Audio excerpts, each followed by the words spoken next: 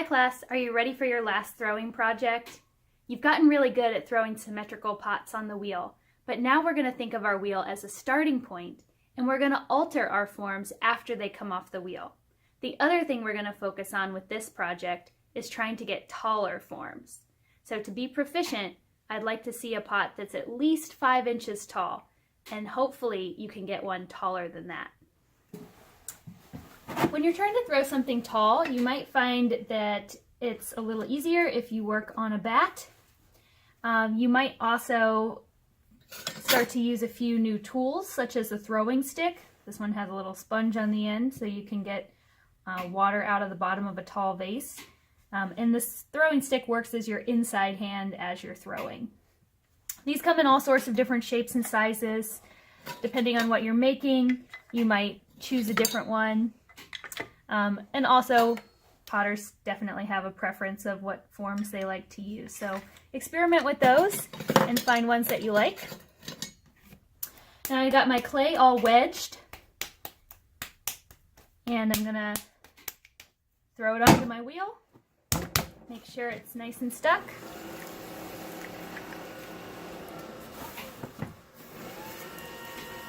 And as I'm centering this,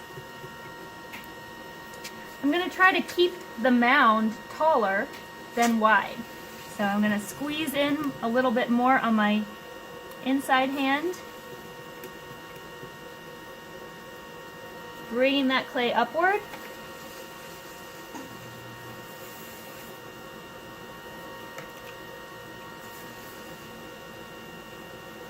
Now I'm not going crazy with this idea. I don't want it to be a super tall cone or something like that, but I just know that if my base is this wide, then my pot's probably going to be at least this wide. So think about how narrow you want the base of your pot to be. Getting things centered when you're throwing tall is going to be really critical, because it's super easy to get a twist in your vase as you're pulling it up. If it starts off center, then you're kind of doomed. Okay, so now that that's centered, I'm going to do my welling.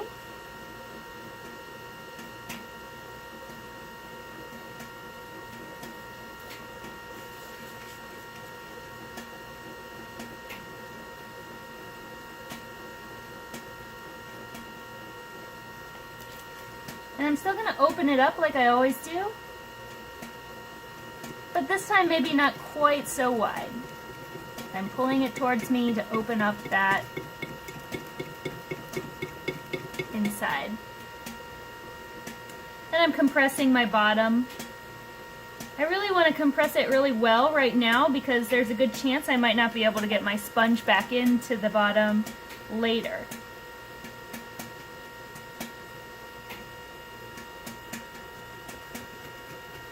Open it up, maybe just a little bit more for this one, and compress.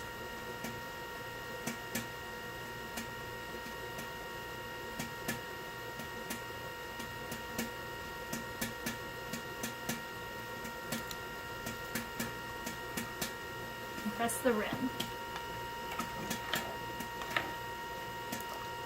Okay, now I'm going to pull up the walls, and I want to slow my speed down to slow or medium. I'm going to push really firmly down there at the bottom. My inside hand is just sort of bracing as I roll that clay upward.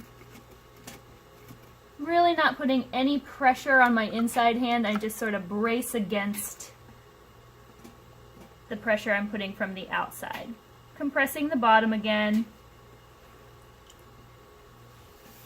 Now I'm going to continue to pull this up. So again, I'm starting at the very bottom.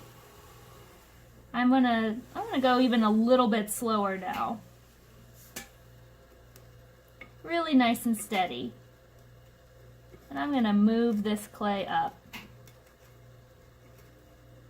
Now I'm going to start pushing towards the inside of the pot with my outside hand. See how the neck is getting narrower? This is how I keep my pot getting taller and not turn into a bowl. I'm always being pretty gentle with the pressure on my inside hand. Imagine if I push this way, the pot gets taller. If I push this way, it gets wider.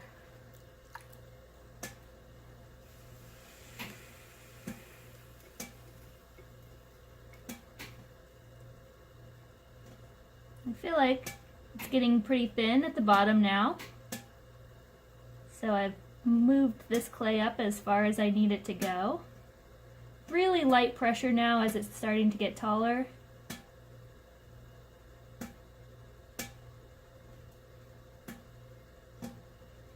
Going nice and slow.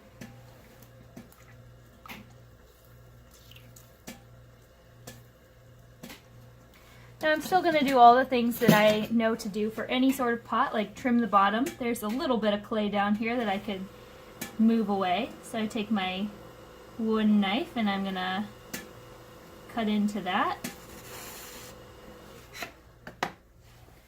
Grab my needle tool.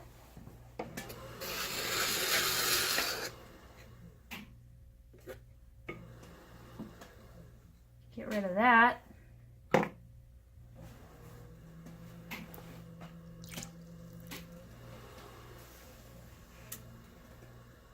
And now I'm going to start giving this thing some shape. So I noticed that there's a little bit of water at the bottom of my pot. I'm going to add a little bit more in there so you can see. I could use a sponge on a stick to get that down in there if I can't get my hand in there. Or I'm going to show you one more trick to do at the end if you still have water in your pot. Okay, so now what I'm going to do is I'm going to turn this pot into a bottle. So first, while I still can get my hand down there, it's okay if it stretches out the rim a little bit. I'm going to shape the bottom of this pot. I won't be able to do that later. So I'm just pushing outside to give this nice rounded belly. Pushing on the inside, I should say.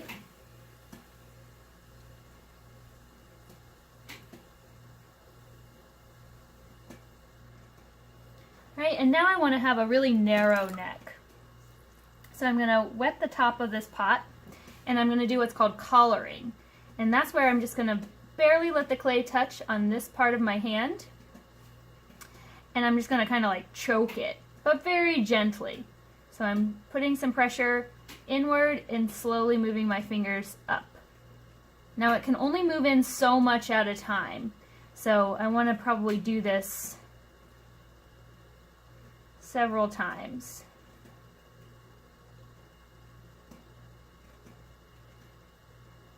To get that neck that I'm looking for.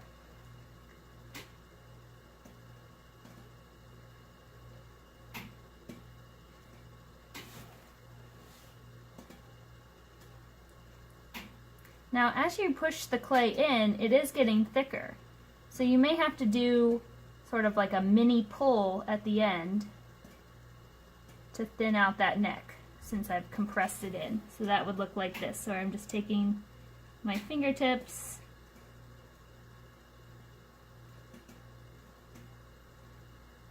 and pulling it one more time.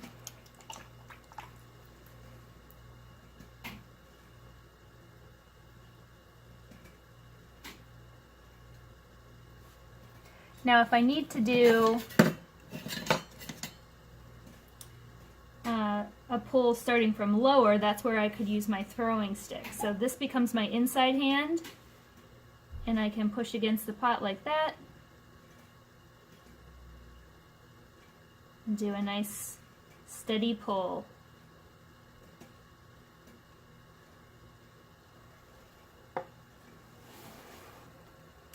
Okay, so looks like I have the shape that I want. I'm going to compress the rim. Now you can see my rim's a little bit uneven, so if I want to cut that off and make it even, I take my needle tool, kind of brace the inside. I go below the lowest point of the rim, and I'm going to slice through and lift off.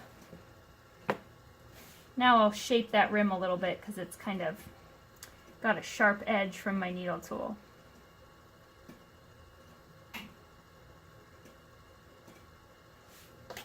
Alright, so now I'm just going to get the slip off of my pot with my metal rib.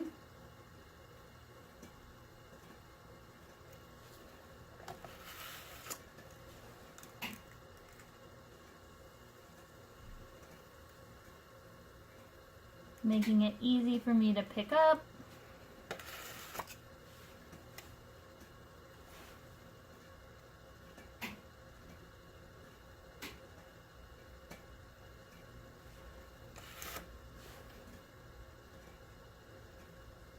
Compressing the sides so that they're less likely to crack. And we are going to be raku firing these pots, which is a different type of firing than we've used before. And that type of firing is a little bit stressful on a pot. So we really want to make sure we have really sturdily constructed things to put in the raku kiln and that the clay is thoroughly compressed. Now this has a really gentle curve here, but if I wanted to make that have maybe a more distinct neck, I could use the edge of my rib. And I'm just kind of creating a little line here. Just a decorative element.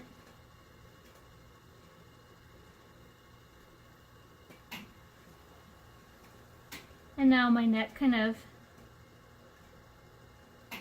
stands out a little bit more.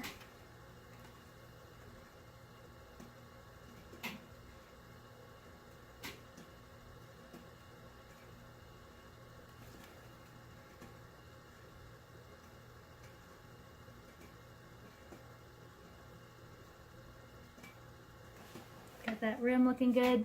And I think now that I've added this decorative element at the top, I might want to add one at the bottom as well. Cut that off.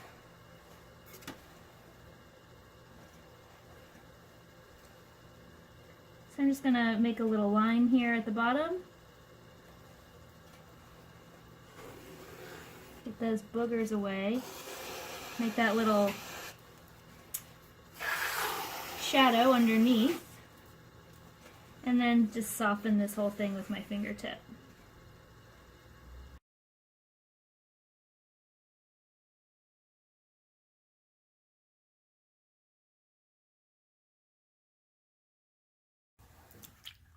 Clean my hands.